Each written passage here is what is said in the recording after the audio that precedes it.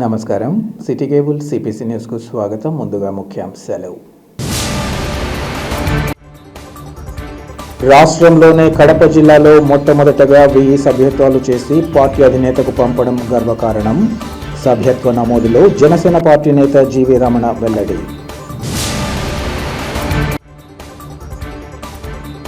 Proddatur market యార్డులో రైతుల దోపిడీని తీవ్రంగా ఖండిస్తున్నాం. ఎమ్మెల్యే వరద సత్వరమే కల్పించుకుని రైతులకు న్యాయం చేయాలని డాక్టర్ జీవీ ప్రవీణ్ కుమార్ రెడ్డి వినతి.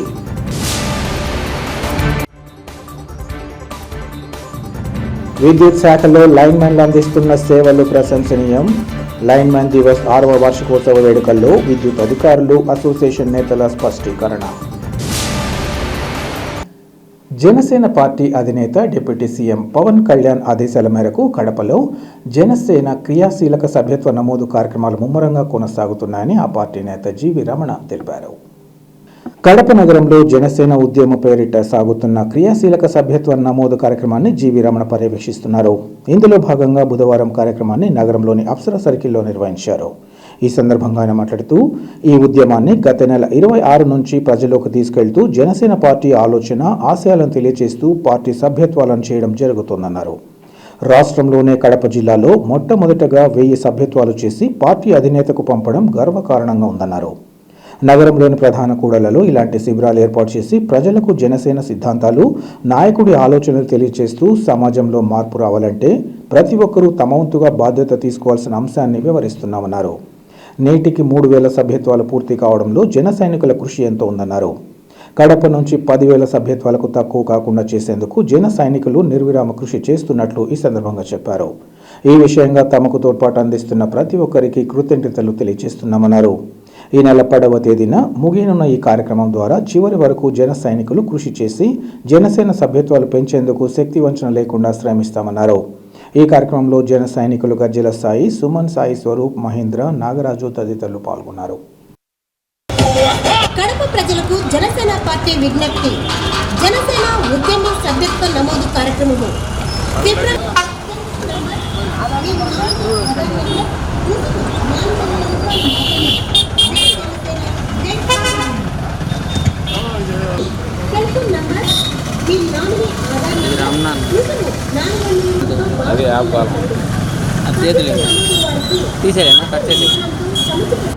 ఈరోజు జనసేన పార్టీ అధ్యక్షుల వారు పవన్ కళ్యాణ్ పిలుపు మేరకు ఉద్యమి సభ్యత్వ నమోదు మహాయజ్ఞం కడప నగరంలో అప్సరా సర్కిల్ కూడల్లో ఏర్పాటు చేయడం జరిగింది.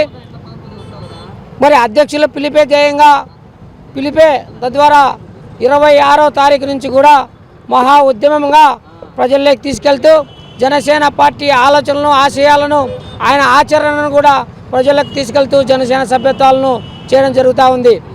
మరి కడప జిల్లా నుంచి కూడా మేము మరి నా జన సైనికులతో, జనసేన నాయకులతో, మరి గజ్జెల సాయి అయితేనేమి, బషెడ్ సాయి స్వరూప్ అయితేనేమి, సుమన్ అయితేనేమి, నాగరాజు, మహేంద్ర, భరత్ వీళ్ళందరి సహకారంతో ఆంధ్ర రాష్ట్రంలో మొట్టమొదటి 500 కానీ మొట్టమొదటి 1000 సభ్యత్వాలు చేసి మా అధినాయకుడు కడప నుంచి ఆయన చెవిన వేసిన విషయాన్ని ఈరోజు గొప్పగా చెప్పుకోవాల్సిన పరిస్థితి.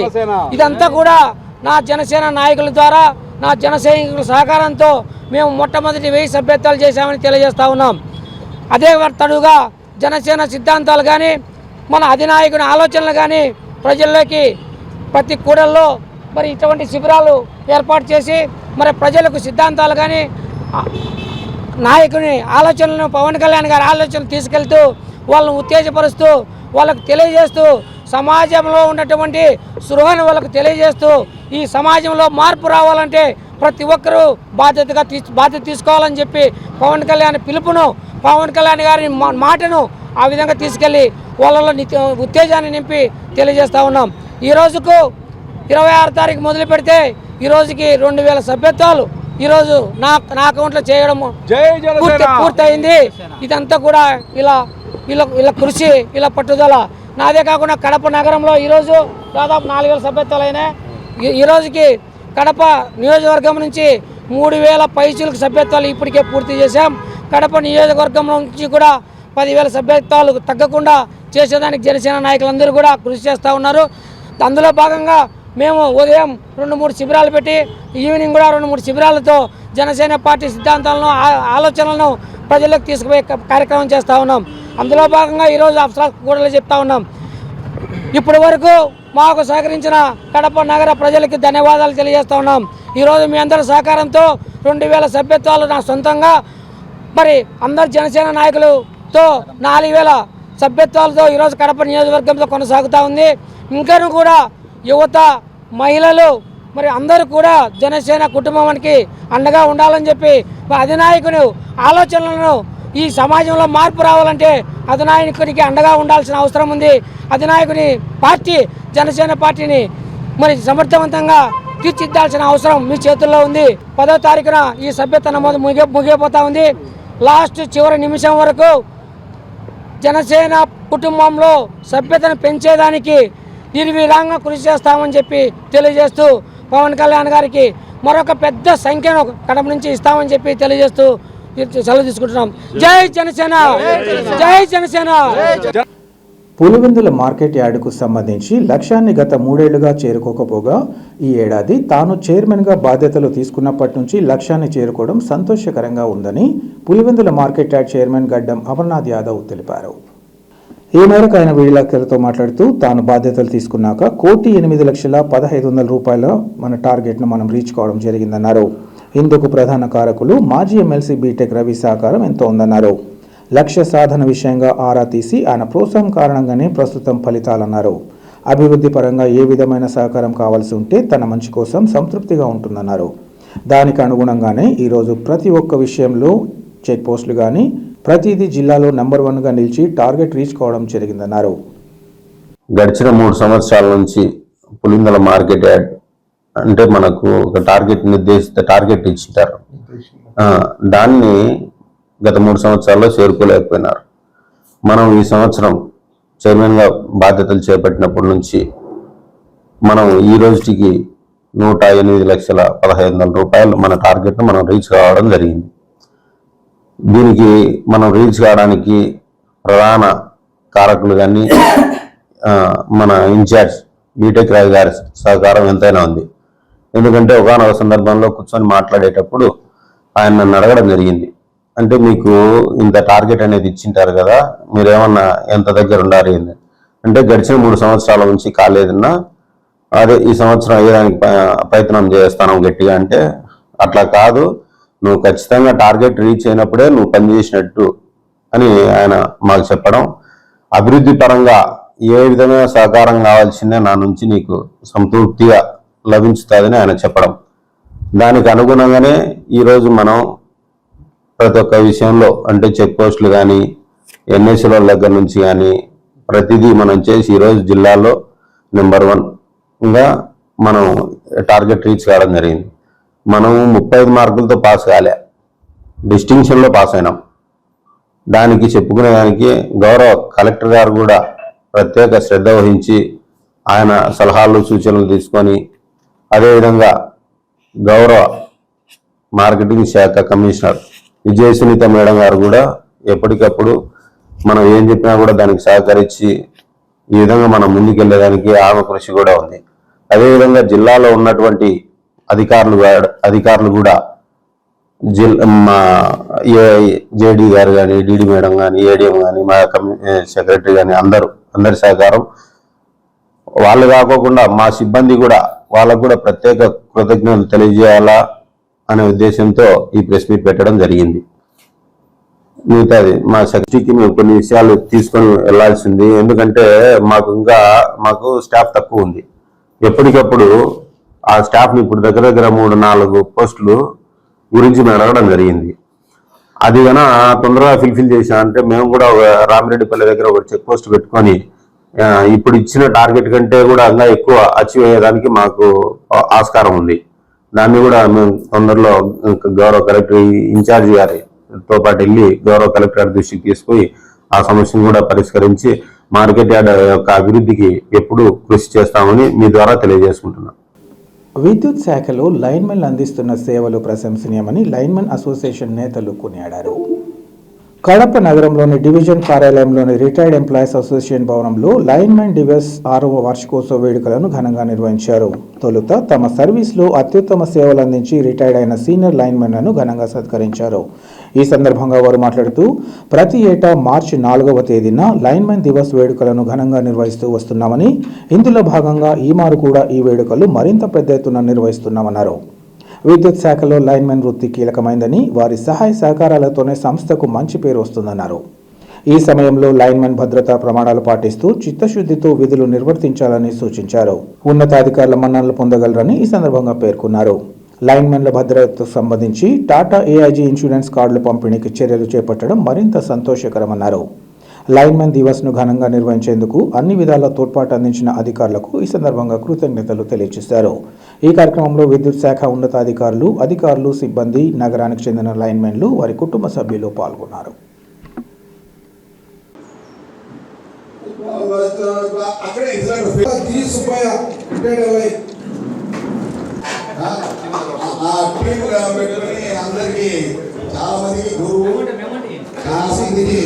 క్రమశిక్షణ పద్ధతులు నేర్పించినటువంటి గొప్ప వ్యక్తిని సన్మానించడం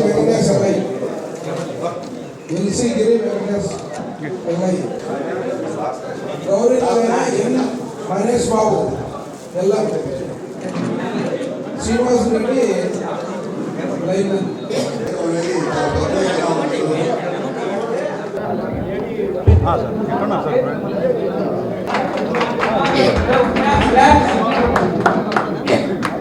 ప్రతి సంవత్సరము లైన్మెన్ దివస్ సందర్భంగా మార్చి 4వ తారీఖున ఈ లైన్మెన్ దివస్ జరుపుతున్నాము. ఈ లైన్మెన్ దివస్ సందర్భంగా భోజనాలు ఏర్పాటు చేయడము ఇక్కడ, ప్లస్ బాగా లైన్మెన్లు రిటైర్డ్ అయ్యి వాళ్ళ ఆయురారోగ్యాలతో ఉన్న వాళ్ళని అందరినీ కూడా ఈరోజు పిలిచి వాళ్ళందరినీ సత్కరించాము సెలవుతో. సో ప్రతి ఒక్క లైన్మెన్ కూడా బాగా సేఫ్టీగా ఫాలో అయ్యి వారికి సర్వీస్ తన సర్వీస్ని సకాలంలో సప్లై ఇవ్వాలని వాళ్ళందరినీ కూడా చెప్పాము. ప్లస్ వాళ్ళు కూడా అట్ ద సేమ్ టైము వాళ్ళు సేఫ్టీ ఫాలో అవ్వాలని, వాళ్ళ ఫ్యామిలీలు అందరూ బాగుండాలని, వాళ్ళందరూ కూడా మంచి ఇప్పుడు గవర్నమెంట్ టాటా ఏఐజీ ఇన్సూరెన్స్ని కూడా అవైల్ చేసుకోవటానికి ఆల్రెడీ ఇంప్లిమెంట్ చేస్తున్నారు. సో అలాంటి ఏఐజీ కార్డులు కూడా, టాటా ఏఐజీ కార్డులు కూడా డిస్ట్రిబ్యూట్ చేశాము. సో వాళ్ళందరినీ కూడా సత్కరించాము. వాళ్ళందరూ కూడా బాగుండాలని, లైన్మెన్లు అందరూ బాగుండాలని, వాళ్ళ కుటుంబాలతో మంచిగా ఆయురారోగ్యాలతో ఉండాలని, ప్లస్ చేసే సేవలో నిర్లక్ష్యము ఉండకుండా చేయాలని, తగిన భద్రత తీసుకొని చేయాలని అందరినీ కోరుకుంటూ ఈ అవకాశం ఇచ్చిన ఈ లైన్మెన్ దివస్ సందర్భంగా వాళ్ళందరికీ ధన్యవాదాలు తెలుపుకుంటున్నాను. ప్రొద్దుటూరు మార్కెట్ యార్డులో రైతుల దోపిడీని తీవ్రంగా ఖండిస్తున్నామని డాక్టర్ జీవి ప్రవీణ్ కుమార్ రెడ్డి తెలిపారు. ఈ మేరకు ఆయన మీడియాతో మాట్లాడుతూ రసూల్ గౌ సుధాకర్ పద్ధతి మార్చుకోకపోతే పరిణామాలు తీవ్రంగా ఉంటాయన్నారు. శనగ బస్తాకు 2 కేజీల అదనపు తూకం వేస్తూ రైతులను నిలువున ముంచుతున్నారన్నారు. 45 రూపాయలు ఉండాల్సిన చోట 200 వసూలు చేయడం వెనుక మతలబు ఏంటని ప్రశ్నించారు. టీడీపీ పేరు చెప్పుకుంటూ అక్రమాలకు పాల్పడితే సహించేది లేదని, పార్టీకి చెడ్డ పేరు తెస్తున్న వారిపై చర్యలు ఉంటాయని అన్నారు. రైతు బిడ్డ అయిన ఎమ్మెల్యే వరదరాజురెడ్డి వెంటనే జోక్యం చేసుకుని రైతులకు న్యాయం చేయాలని కోరుతున్నామన్నారు. అంతేకాకుండా 15,000 నుంచి 20,000 పన్ను ఎగరవేస్తూ అధికారులను బెదిరిస్తున్నారని, బెదిరింపు ఆడియోలతో సీఎం చంద్రబాబును కలిసి ఫిర్యాదు చేస్తానని చెప్పారు. అధికారుల దృష్టికి సమస్యను తీసుకెళ్తామని అన్నారు. రైతుల కోసం దేనికైనా సిద్ధమని, అవసరమైతే మళ్లీ జైలుకు వెళ్లేందుకు సైతం వెనుకాడేది లేదని ప్రవీణ్ కుమార్ రెడ్డి స్పష్టం చేశారు. యార్డులో కొనుగోలు చేసే కేంద్రం పెట్టినారు. ఈ కేంద్రంలో గతంలో ఏ రోజు కూడా తెలుగుదేశం పార్టీకి కష్టకాలంలో ఉన్నప్పుడు ఏ రోజు కూడా వీళ్ళు ఉన్న వ్యక్తులు కాదు. ఈరోజు లాస్ట్లో అధికారం వస్తాన్నప్పుడు తెలుగుదేశం పార్టీలోకి వచ్చి డబ్బులు కొల్లగొట్టేదానికి ఈ సుధాకరు, ఈ గౌసు రావడం జరిగింది. వీళ్ళు మార్కెట్ యార్డులో ఒక్క బస్తా 50 కేజీల శనగల మూటెకు 200 రూపాయలు వసూలు చేస్తున్నారు రైతుల దగ్గర. దానికి వాళ్ళు చెప్పే పేరేంటంటే హమాలీల ఛార్జెస్, తర్వాత అన్లోడింగ్కు, వేయింగ్ చేసిన దానికి, ఫిల్లింగ్ చేసిన దానికి, తర్వాత బ్యాగును సంచిని కుట్టిన దానికి అని. ఇది పొద్దుటూరు మార్కెట్ కమిటీ వాళ్ళు ఆ పనులు చేసేదానికి 45 రూపాయలని రాసి సంతకం పెట్టించిన లెటర్. ఈ లెటర్లో ప్రొద్దుటూరు మార్కెట్ కమిటీ వాళ్ళు 45 రూపాయలు దేనికంటే ఈ 45 రూపాయలు కూడా హమాలీ charges for 50 kgs bag including unloading, weighing, filling, stitching and loading charges. అంటే దించిన కూలు, ఎత్తిన కూలి, కుట్టిన దానికి మొత్తము హమాలీల ఖర్చులు కలిపి 45 రూపాయలు తీసుకోవాలా ఓన్లీ. ఇది రైతులు. ఈ 45 రూపాయలను సాకు పెట్టుకొని 200 రూపాయలు వసూలు చేస్తున్నారు. నేను అడుగుతానా, ఎవడి సుధాకర్, ఎవడి గౌసు? రైతు అంటే తెలుసా ఇళ్ళకి? రైతు అనేవాడు ఈ రోజుటికి రాష్ట్రంలో కానీ దేశంలో కానీ అందరికంటే కష్టం పడేది దేశ సరిహద్దులో ఉండే సైనికుడు ఎంత కష్టపడుతున్నాడో మనకి అన్నం పెట్టే రైతు అంత కష్టపడుతున్నాడు. ఈరోజు అతను కష్టపడి పండించిన ధాన్యాన్ని ఈ బ్రోకర్లు వచ్చి రైతుల కష్టాన్ని, రైతుల రెక్కల కష్టాన్ని, రైతుల రక్తాన్ని పిలుస్తారా? ఎవరు అసలు వీళ్ళిద్దరు? ఏంది వీళ్ళకి సంబంధం? రైతులకు తెలియాలా ఈ డబ్బు వసూలు చేసేది అక్రమ వసూలు అని తెలియాలనే ఉద్దేశంతోనే నేను ఈ ప్రెస్ మీట్ పెట్టినా. ఇదే సుధాకర్కు 2 రోజుల క్రితం నేను ఫోన్ చేశాను, నాకు తెలుస్తానే. ఏమయ్యా నువ్వు ఎందుకు వసూలు చేస్తున్నావు, అసలు ఎవడు నువ్వు అన్నా. అతను ఏం మాట్లాడుతున్నాడు తెలుసా? అన్ని ఊళ్ళల్లో అట్లే జరుగుతుంటుంది మన ఊళ్ళో కూడా అన్ని ఊళ్ళతో పాటు జరుగుతుందంట. ప్రవీణ్ అనేవాడు పొద్దుటూరులో ఉండగా రైతుల కష్టాన్ని, రైతులకు రావాల్సిన డబ్బును లూటి చేస్తే ఒప్పుకోను. ఇక్కడ ఉన్నటువంటి ఎమ్మెల్యే గారికి కూడా, ఆయన కూడా రైతు బిడ్డే. ఆయన తమ్ముడు రాఘవరెడ్డి గారు కొన్ని 100 ఎకరాలు వ్యవసాయం అంటే ఆయనకి ఇష్టం.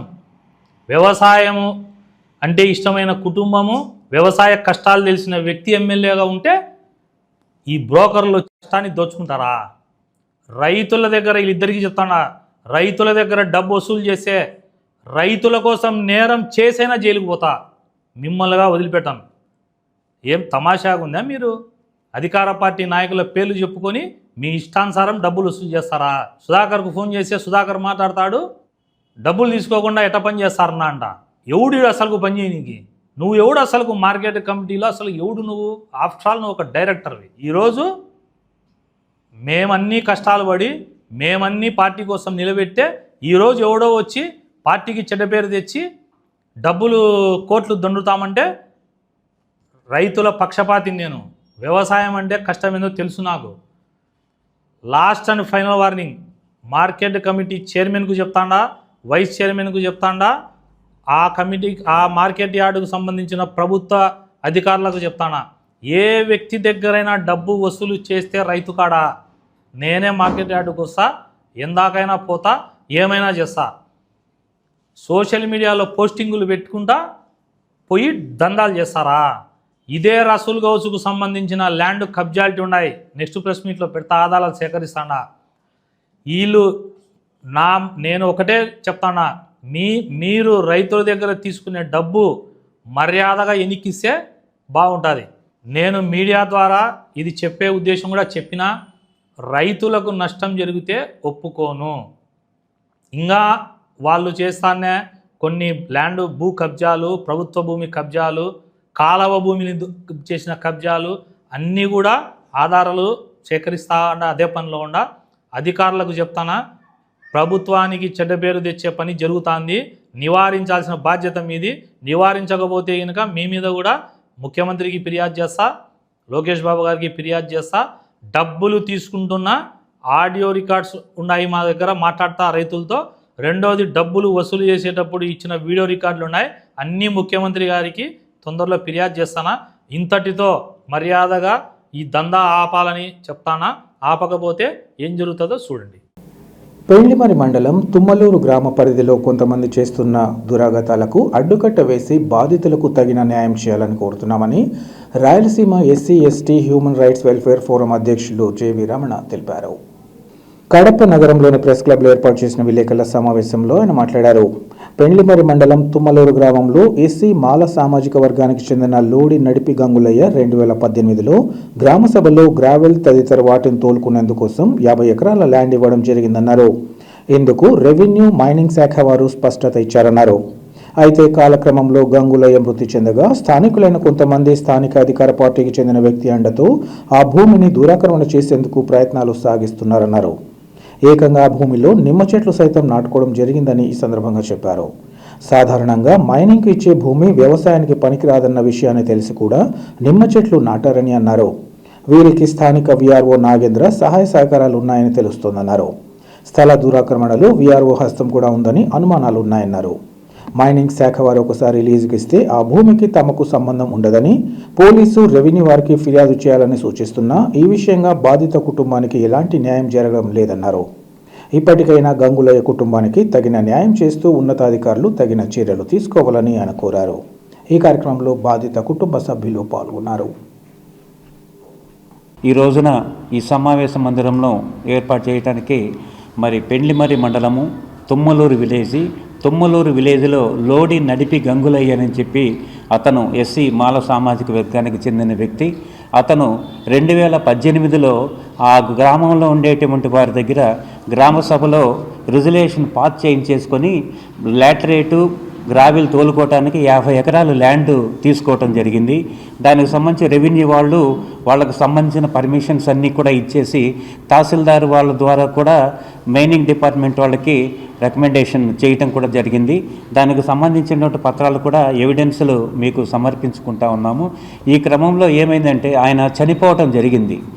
గంగులయ్య చనిపోయిన వెంటనే అక్కడ ఉండేటువంటి స్థానికులుగా ఉండేటువంటి కొంతమంది ఆ భూమిని దురాక్రమణ చేసుకోవటానికి ఒక అధికార పార్టీకి సంబంధించినటువంటి వ్యక్తి వాళ్ళకు సపోర్ట్ చేసి అతను కొంత వీళ్ళ దగ్గర నుంచి అమౌంట్ తీసుకుంటూ ఆ భూములను వాళ్ళకి 2 ఎకరాలు 3 ఎకరాలుగా ఇస్తున్నారు. వాళ్ళకి ఇచ్చే ఆక్రమించేసుకోమని చెప్పడం జరిగింది. ఆ క్రమంలో మా ఎవరి అనుమతులు లేకుండా ఈ జేసీబీలు పెట్టేసి అక్కడ గుట్టనంతా కూడా కొల్లకించేసి దాంట్లో నిమ్మ చెట్లు నాటుకోవడం జరుగుతూ ఉంది. సహజంగా మైనింగ్కి ఇచ్చేటువంటి ల్యాండు అది వ్యవసాయానికి యోగ్యమైనది కాదు, పనికిరానిది అనేటువంటి ల్యాండ్ మాత్రం మైనింగ్కి ఇస్తారు. ఆ ఇచ్చిండే క్రమంలో ఇతనికి హక్కుదారుడు అనేటువంటిది కూడా వాళ్ళకి తెలిసి కూడా రాజకీయాలు సహజంగా పల్లెల్లో వాళ్ళకి అవగాహన ఉండదు కదా. నీకెందుకు చేసుకోపోరా, మేము చేస్తాం పోరా, మేము ఉండాం పోరా అనేటువంటి భరోసాతో అక్కడ ఆ భూమిని అంతా చెడగొట్టేసి నిమ్మ చెట్లు నాటుతూ ఉన్నారనేటువంటిది తమ దృష్టికి తెస్తున్నాము. ఈ విషయాన్ని విలేకరు దృష్టికి మన వీఆర్ఓ గారి దృష్టికి తీసుకెళ్తే వీఆర్ఓ వాళ్ళని పంపించండి సార్, మేము వాళ్ళతో పాటు వెళ్ళి చూస్తామన్నారు. వీళ్ళు 4-5 సార్లు ఎంఆర్ఓ ఆఫీస్కి వెళ్ళినా కానీ విలేకరికి ఏమాత్రము దానిపైన ఇది కలగలేదు. మేము ఆపుతాం, చూస్తాం, ఏం జరగలేదని అంటున్నాడు ఇప్పటికి కూడా. దీంట్లో అక్కడ స్థానిక వీఆర్ఓ అయినటువంటి నాగేంద్ర అనేటువంటి అతనికి చాలా ఈ విషయాలని తెలుసు. అతను గత 12 ముందు నుంచి ఒకే ప్రాంతంలో వీఆర్ఓగా ఉండి స్థానికులుగా ఉండేటువంటి వాళ్ళందరితో కూడా అతనికి సంబంధాలు ఏర్పాటు చేసుకొని ఇది దురాగతం అయ్యే క్రమంలో అతని హ్యాండ్ కూడా ఉంది అనేటువంటిది కూడా ఇక్కడ మనము అర్థం చేసుకోవాలి. ఈ క్రమంలో మైనింగ్ వాళ్ళ దృష్టి కూడా మైనింగ్ వాళ్ళకి మేము వెళ్ళి కంప్లైంట్ చేస్తే మైనింగ్ వాళ్ళు అన్నారు, ఈ భూమి ఒకసారి మేము ఎవరికైతే లీజ్ కొరకు వాళ్ళకి ఇస్తామో దాని బాధ్యతలన్నీ కూడా మాకు రెస్పాన్సిబిలిటీ ఉండదు, వాళ్ళు వెళ్ళి పోలీసు వారికి కంప్లైంట్ ఇస్తే పోలీసు వాళ్ళు యాక్షన్ తీసుకుంటారు అని చెప్పారు. ఆ క్రమంలో పోలీసు వారికి కూడా గంగులయ్య ఎన్నో పర్యాయాలు పోలీసు వారి దృష్టి కూడా తీసుకెళ్లి చెప్పడం జరిగింది. ఈ రోజున మైనింగ్ వాళ్ళు చేతులు దులుపుకొని వదిలేసుకున్నారు. అలాగే రెవెన్యూ వీఆర్ఓ గారు తహసీల్దార్ గారికి ఫోన్ చేస్తే తహసీల్దార్ గారు ఫోన్ ఎత్తరు, ఫోన్లో విషయం చెప్పరు. అక్కడికి వచ్చే వాళ్ళందరినీ కూడా ఏం చేస్తాం, వచ్చిన వాళ్ళని చంపుతాం, కొడతాం, చేస్తాం అనేటువంటి బరికి తెగింపు ఆ ప్రాంతంలో కొనసాగుతూ ఉంది. లీడర్స్గా ఎవరిని వెళ్తే ఇక్కడ గ్రామాల మధ్య వివాదాలు వస్తున్న క్రమంలో మిగతాగా ఏకారికి ప్రభుత్వం ద్వారా న్యాయసమ్మతంగానే దీని పరిష్కారం జరిపించాలనేటువంటి ఆలోచనతో ఉండటం జరిగింది. మేమైతే వేడుకుంటున్నాము, ఏదైతే ఈ దురాక్రమణలను నిలబెట్టేసి చట్టబద్ధంగా సక్రమంగా ప్రభుత్వము చర్యలు తీసుకొని అక్కడ ఉండేటువంటి దురాగతాన్ని ఆపాలని చెప్పేసి ప్రజా సంఘాల తరపున కోరుతున్నాము. మధ్య ఆసియాలో భీకరంగా జరుగుతున్న పరస్పర దాడులు యుద్ధం పర్యవసానంగా వివిధ దేశాల్లో చిక్కుకున్న ప్రవాస భారతీయులు ప్రవాసాంధ్రులను రక్షించడంలో ప్రధాని ముఖ్యమంత్రులు ఘోరంగా విఫలమయ్యారని కాంగ్రెస్ పార్టీ రాష్ట్ర ప్రధాన కార్యదర్శి పఠాన్ మహమ్మద్ అలీ ఖాన్ ధ్వజమెత్తారు. కడపలోని తన కార్యాలయంలో ఈరోజు విలేకరుల సమావేశంలో ఆయన మాట్లాడారు. అమెరికా, ఇజ్రాయెల్ దేశాల కబంధ హస్తాల్లో చిక్కిన నరేంద్ర మోదీ భారతదేశాన్ని అంతర్జాతీయ సమాజంలో ఏకాకి చేశారని ఆరోపించారు. దశాబ్దాల నాటి భారతీయ విదేశీ విధానాన్ని తొలకిందులు చేయడం ద్వారా మన దేశం దుష్పరిణామాలను అంతర్జాతీయంగా ఎదుర్కొంటోందని విమర్శించారు. దశాబ్దాలుగా అంతర్జాతీయ స్థాయిలో రష్యా, ఇరాన్తో సహా పలు దేశాలతో మైత్రిబంధం కొనసాగిస్తూ వచ్చిన భారతదేశానికి ప్రధాని నరేంద్ర మోదీ బలహీనతలు తగవన్నారు. యుద్ధంలో చిక్కుకున్న భారతీయులు ఆర్తనాదాలతో దేశం సాయం కోసం ఎదురు చూస్తున్నట్లు ఈ సందర్భంగా చెప్పారు. డబుల్ ఇంజన్ సర్కారుగా గొప్పలు చెప్పుకునే సీఎం చంద్రబాబు కూడా ప్రవాసాంధ్రుల ఉనికిని ప్రశ్నార్థకం చేయడం బాధాకరమన్నారు. ఫలితంగా Kuwait, Saudi Arabia, Qatar, Israel, Iran తదితర విదేశాలలో ఉన్న ప్రవాస భారతీయుల ప్రాణాలు గాల్లో కొట్టామిట్టాడుతున్నాయన్నారు. ఈ సమావేశంలో కాంగ్రెస్ పార్టీ మైనార్టీ సెల్ జిల్లా అధ్యక్షులు తదితరులు పాల్గొన్నారు. విదేశాల్లో నివసిస్తున్న భారతీయులను స్వదేశానికి సురక్షితంగా తీసుకురావడంలో ఘోరంగా విఫలమయ్యారు. అంతేకాకుండా ఆంధ్రప్రదేశ్ రాష్ట్రం నుండి చదువు కోసం వెళ్ళిన ప్రవాసాంధ్రులు, విద్యార్థులు, ఉపాధి కోసం వెళ్ళిన ప్రవాసాంధ్రులను రక్షించడంలో రాష్ట్ర ముఖ్యమంత్రి చంద్రబాబు నాయుడు, కూటమి ప్రభుత్వ రాష్ట్ర అధినేత కూడా వైఫల్యం చెందడం అత్యంత దారుణం, సిగ్గుచేటు. మిడిల్ ఈస్ట్లో జరుగుతున్న ఈ యుద్ధంలో ఉపాధి కోసం వెళ్ళిన విద్యార్థులను, చదువు కోసం వెళ్ళిన విద్యార్థులను, ఉపాధి కోసం వెళ్ళిన పౌరులను రక్షించడంలో రాష్ట్ర ముఖ్యమంత్రి చంద్రబాబు నాయుడు, ప్రధానమంత్రి నరేంద్ర మోడీ విఫలం కావడం ఈ దేశం చేసుకున్న దౌర్భాగ్యం. మరోవైపు కేవలం కేంద్ర రాష్ట్ర ప్రభుత్వాలు హెల్ప్ లైన్లను మాత్రమే ఏర్పాటు చేసి ఆ హెల్ప్ లైన్ల ద్వారా సమాచారం అడగండి అని చెప్పేసి వదిలేయడం కూడా చాలా దయనీయ పరిస్థితులు తలెత్తాయి.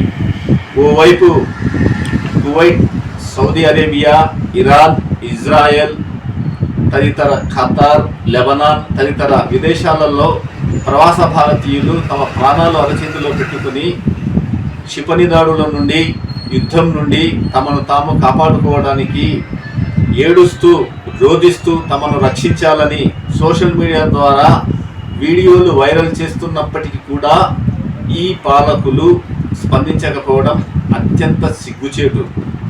కాంగ్రెస్ పార్టీ దీన్ని పూర్తిగా ఖండిస్తుంది. యుద్ధానికి ముందస్తు జాగ్రత్తలు కూడా రాష్ట్ర ముఖ్యమంత్రి కానీ, దేశ ప్రధాని కానీ చేపట్టలేదు. మరోవైపు ఇజ్రాయెల్ను తన దేశంగా పేర్కొంటున్న నరేంద్ర మోడీ, ఇజ్రాయెల్ దేశాధ్యక్షుడు నెతన్యాహును తన మిత్రుడిగా చెప్పే నరేంద్ర మోడీ, కానీ అక్కడ చూస్తే ప్రవాస భారతీయులను ఇజ్రాయెల్ దేశంలో బంకర్లలోకి కూడా రానివ్వకుండా అక్కడ ఇజ్రాయిలీలు అడ్డుకుని వారిని రోడ్డు మీదకి నెట్టేస్తున్నట్లు సమాచారం అందుతుంది. ఇది చాలా దారుణం. అంతేకాకుండా ఇరాన్ దేశాధ్యక్షుడు ఆయతుల్లా ఖొమైనీని హతమార్చాము అని ప్రకటిస్తున్నప్పటికీ ప్రధాని నరేంద్ర మోడీ పల్లెత్తు మాట అనకపోవడం, ఇరాన్ దేశంపై, ఇరాన్ దేశ సార్వభౌమాధికారంపై చేస్తున్న దాడుల గురించి కూడా ఎలాంటి ప్రకటన చేయకపోవడం అత్యంత దారుణం, హేయం. ఈ విధంగా అంతర్జాతీయ స్థాయిలో భారతదేశాన్ని ఏకాకి చేశాడు నరేంద్ర మోడీ. కేవలం ఎప్స్టీన్ ఫైల్స్లో తన రంకు భాగవతం నుండి తనను తాను కాపాడుకోవడానికి భారతదేశాన్ని ఎరగా వేసి దేశ ప్రయోజనాలను రావణ కాష్టంలా చేస్తున్నాడు. మరోవైపు ముడి చమురు ధరలు తీవ్రంగా పెరుగుతున్నాయి.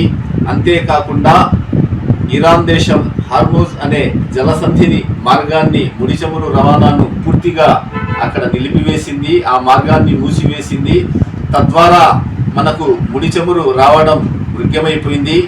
గతంలో దశాబ్దాల కాలం నుండి అనుసరిస్తున్న విదేశీ విధానాన్ని కాదని రష్యా, ఇరాన్ స్నేహాన్ని వదిలివేసి అమెరికా, ఇజ్రాయెల్తో దోస్తీ చేస్తున్న నరేంద్ర మోడీ భారతీయ ప్రాణాల్ని ఎరగా వేశాడు.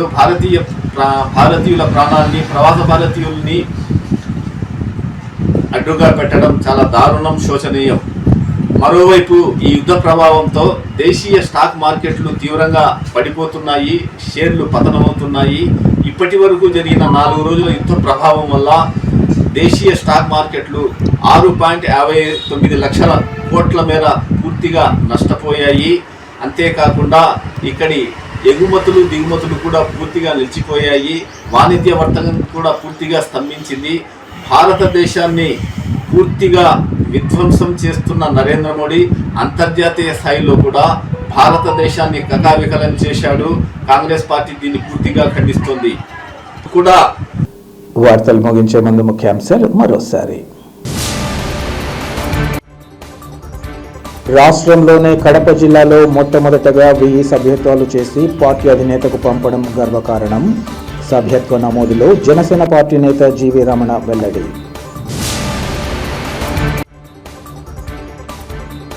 ప్రొద్దుటూరు మార్కెట్ యార్డులో రైతుల దోపిడీని తీవ్రంగా ఖండిస్తున్నాం. ఎమ్మెల్యే వరద సత్వరమే కల్పించుకొని రైతులకు న్యాయం చేయాలని డాక్టర్ జీవీ ప్రవీణ్ కుమార్ రెడ్డి వినతి.